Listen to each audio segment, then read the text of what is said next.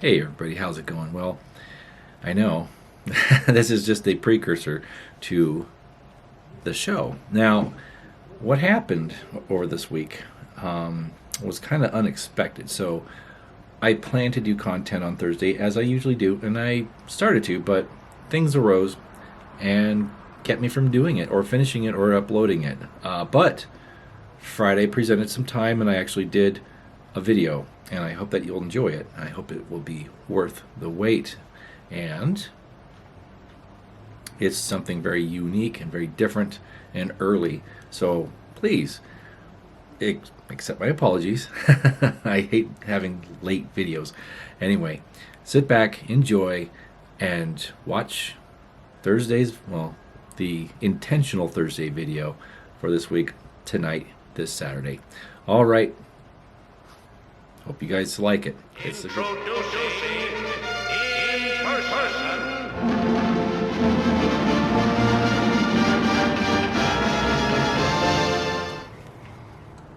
Hey everybody, how's it going? Oh, not too bad. Just running a little late for this week. Just got some things that I had to do today and yesterday. As you know, Thursday was yesterday and today is Friday. So we're getting our content started a little late. It's okay. Just got a little Dunhill action. Yeah, very nice. Anyways, well, as you saw in the title card or the thumbnail, whatever you want to call it these days, got an unboxing. Yeah, an unboxing. You're going to see it. You're going to see it for the first time along with me.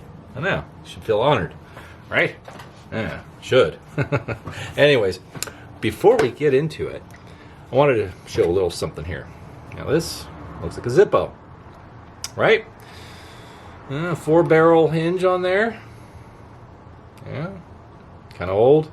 Says Aloha Hawaii. It's got a hula girl with what looks to be a silhouette of either Diamond Head or maybe even a volcano. Yeah, I think that's a volcano. Anyways, it's says Golden Bell underneath instead of Zippos, but I mean it looks like a Zippo in all intents and purposes. All right, very Zippo-like. I'd say it's most likely a Zippo. It doesn't say anywhere, but you know. See, it's brass quality.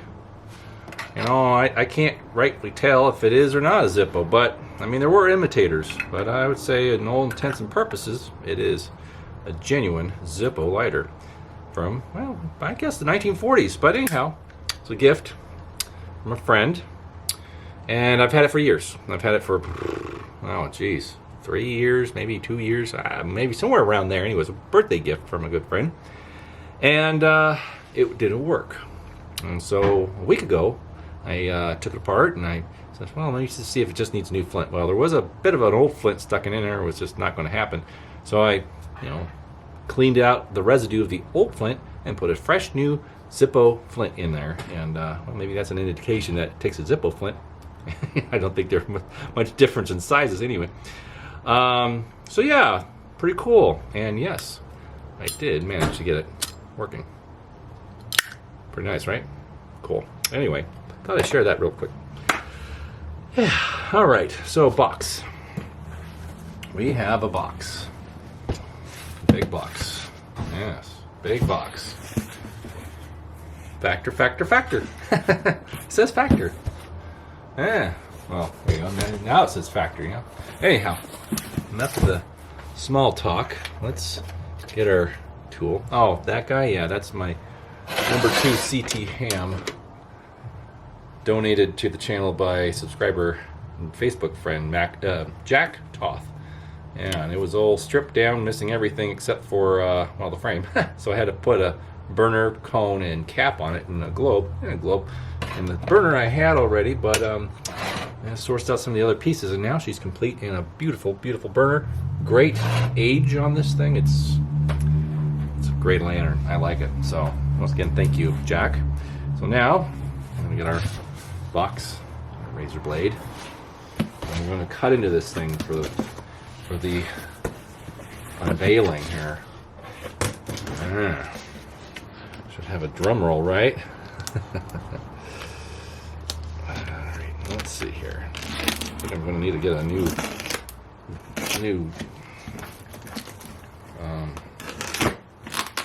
well, this thing's having a hard time cutting tape, and if a razor blade's having a hard time cutting packing tape, I don't know what to tell you. Alright, yeah, that's pretty dull. I guess I could sharpen it, and there's ways to sharpen those without too much trouble. Anyways, this is something that I got from Robert Emerson, a friend and fellow collector of tubulars on Facebook. Yeah, and I believe he's a subscriber to the channel. Yes, sir. Now, well, except he wrapped the globe. Yes, it's a lantern. What a shock, right? God. You know what we do here. He wrapped the globe separately from the frame, which is not always a bad idea. Rather smart. So here we go. We got the lantern all wrapped nicely. Blue painter's tape. I'll tell you about blue painter's tape. It's kind of the duct tape of where I work. Yeah, they don't like anything too permanent, so they use painter's tape to put up signs and things of that nature. Oh dear, dear, dear, dear! Why did you do that? No. Let's see here. Well, I guess that's gonna be okay. I don't like tape on. Okay, don't listen to me. Everything's fine. Ooh, well, look at that! I'm taking off the tape, and there's this bug. You see that little hitchhiker? See that hitchhiker there? Ew! Ew! That's crazy. Anyways, well, there's a bit there, and I'll show you in a second. I'll keep this kind of, you know, I'm unwrapping it.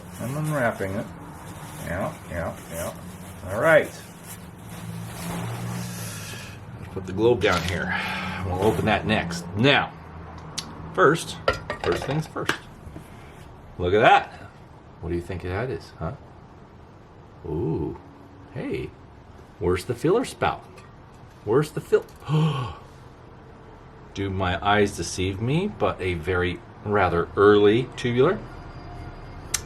Your eyes do not deceive you. It was painted red at some point in time. Sorry. Neighbors and their music. Yeah, they put up with my music, so I guess it's fair. Brass burner cone, original burner. Yeah, let's take that off here. There's the cone.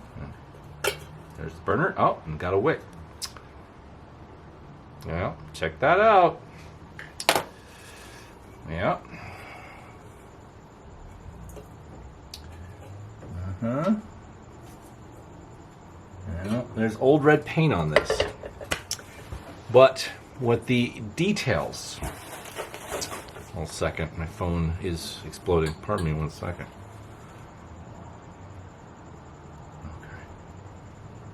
Okay. Nothing important. The show must go on. Anyways.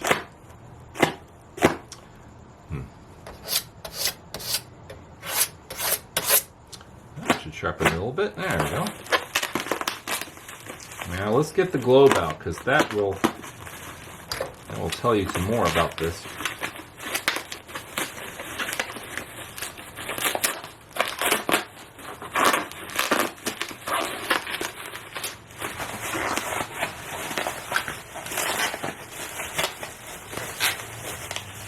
Oh boy.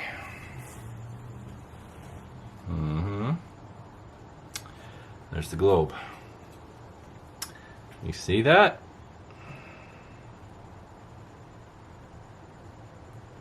It says something on there, doesn't it?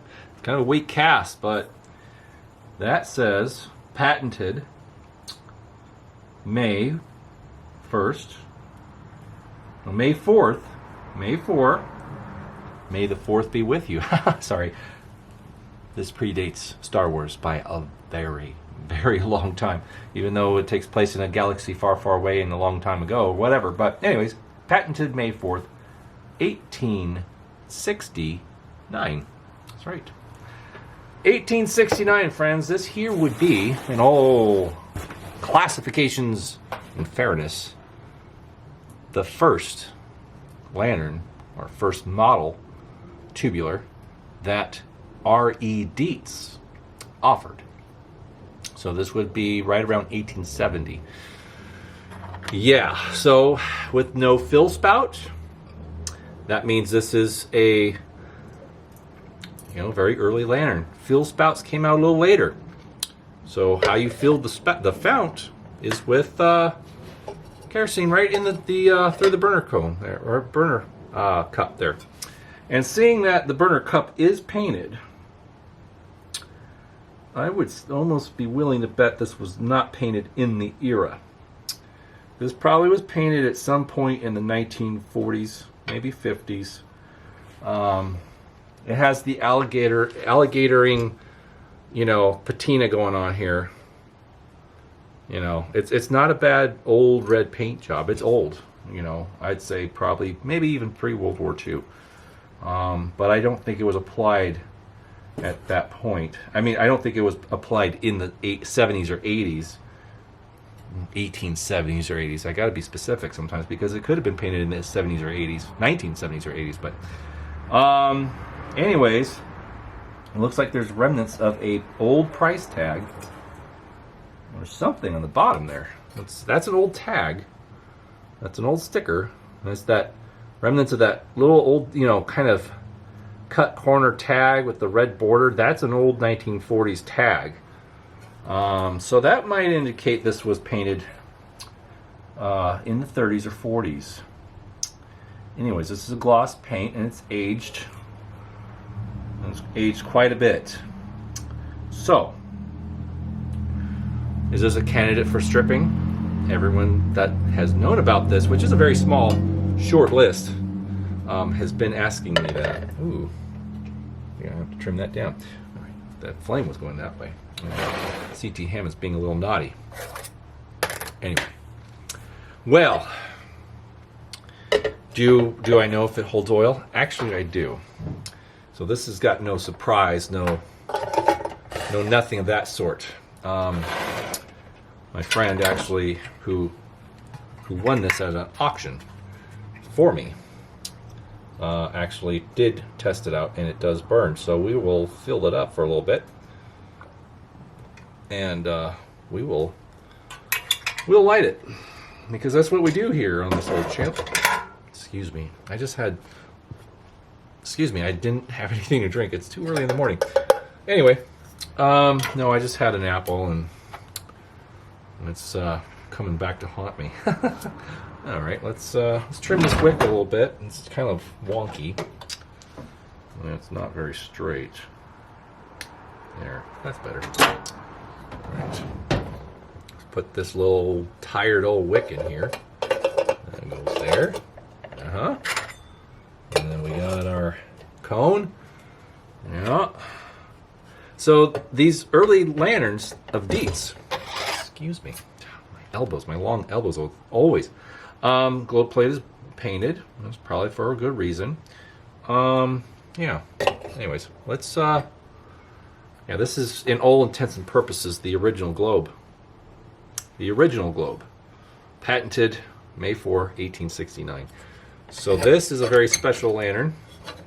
Oh, okay. Looks like we need a... Oh, I see what's going on. Okay, so in the auction picture, they had the globe plate upside down on this. And then the globe was jammed up in the smoke bell. So that means those two wires at the back are spread, and they need to be brought back in just a bit. There we go. All right, that's a little better. Yeah. All right. Okay. Now, how we light it? How do we light this, you say? You ask? Well, that means there's a match hole in the globe plate on these early ones, like my blowhole tubular that we've all seen at one point. It was a few videos back now, but I don't have my other box of matches. I have these matches from the Smokehouse, which is a historic steakhouse restaurant from 1946 out there in Studio City, Burbank area. Anyways, that's better. Now we can insert our match and light the lantern as it was intended to be. There we go. That's better. Look at that. Look at that. Oh. That's pretty nice. Not bad for a very old lantern. Yeah, that's pretty cool. Pretty darn cool, right? Yeah. Now it's pretty dirty. It's got some nice patina to it. Yeah, I know the globe is dirty and it's going to stay dirty. That's just kind of how it is. But anyhow, I like it. It's pretty great. It's pretty great. Yes, I like this piece. Now, I like the age on it. The old red paint is quite handsome. Now you're all asking me. You're asking me that magic question. Am I going to remove it? Am I going to do that? Is that something I'm entertaining of doing and ruining this wonderfully aged, patinaed out red paint? To be quite honest with you, quite fair. Are you at the edge of your seat yet? I know some of you might be. I really don't know right now. It's too soon to know. I'm going to let this lantern just kind of burn and enjoy as is for right now. And if my curiosity of what's under the paint gets too great, neighbors get in their garage, then I might strip a little bit off to see what's going on underneath. Because if it's aged and it's got some patina and rust, then that means it was painted post-period. Now, if there's bright, shiny tin under that paint, then that means it was painted in the era. So, we will play it by ear, since everything is painted, even inside of the burner cup, the burner cup and the manifold area has been painted. That would indicate to me that it was painted much later, like 1910s, 20s, right around there, or 30s, even the 30s. It could be even 30s or 40s. This kind of paint, where this came from, which I can't read, I don't know, Pennsylvania. It came from the East, Midwest or East. And I will have to do a little research, or asking rather, of where this came from. But anyways, with the climate of most eastern states is quite damp and humid, it's very understandable that this paint would do that if given the right opportunity and climate in the right place. It will do that. It will crackle up and give that scaly look. So even over 70, 80 years, it will do that. So there's a good chance that this paint's not original. Well, originally applied by the first owner. That's what I'm trying to say. It is kind of rough, so there might be, might be some patina underneath the patinaed paint. So we'll give it a thought, and I have entertained and understood and listened to those who would disagree with any choices I would make to remove the paint.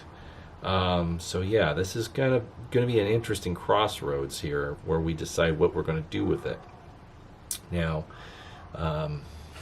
it's phenomenal. It burns very well. Probably better than my blowhole tubular. It's just great. It's burned very nice. And to have one this early, there are patent dates on the draft tube, and they're kind of on an arch, but I've seen other examples of this model of lantern, and that's how they're done. So the latest patent would be 1869. And that can't be seen because of the paint. No. So I can barely make out any stamping on the draft tube, but I know it's there. But, well, I mean, what do you think? Pretty cool, right? Yeah, this is a very nice old lantern. It burns very well. And we'll just kick that down a little bit to less heat, right? So this is technically my very oldest lantern. This is the lantern that is the most mature and earliest in my collection to this date. Kind of cool. 1869.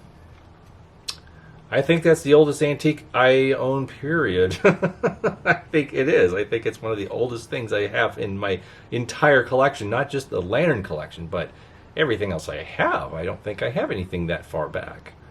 Not to my knowledge. I might have some paper stuff that might be that far back, but that's hard to say. I don't rightly recall what I have in paper goods, but maybe an old Bible. I don't know. But anyway, I've handled older things. Oh, I've handled many older things. I've handled things, papyrus type of items, books that go back to the 1500s. Yes, 16th century. No, that would be the...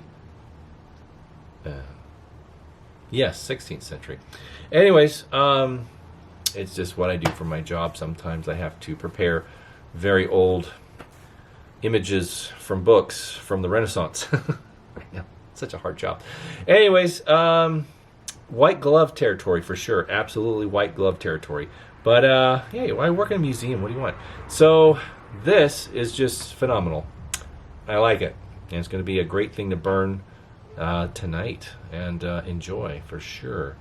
For sure. Now, would I be putting a different globe in it to burn it more often? Possibly. Since this is the very first original globe, I don't want to burn it much. And it is a very old piece of glass, so we don't want to make that too hot. So we'll just kick that down here. And it looks like we got a little bit of leak going on here. We got some sweating. Ooh, easy there. We got some sweating. Yeah, so I think there might be a failure in the skirt, and the paint is keeping it from leaking too much. So we might have to seal the fount. You might have to seal the fount, and I don't know. I don't want to say the S word, but it might come to pass. It just might happen. But anyways, until then, we'll give it some more thought. And I'll just let this thing in. I'll enjoy it just as it is, and I don't think I'll seal the fount yet. It's not that I don't have the stuff to do it. I just think I'll put it on a plate with a paper towel and just burn it tonight and enjoy this as is until it burns out of what I gave it, and then we'll clean it out and then seal it up tomorrow or the weekend. So with that being said, we will just enjoy this lovely thing as is for right now. Why not? Why not, right? And it's just got a cool look. But anyway, you know, it could probably look something like this underneath. It could very well look this awesome underneath. This finish could be under that red paint. And you know how much I love this. This finish, this nice dark aged patina is probably my favorite thing in the world. Well, in the lantern collecting world anyways.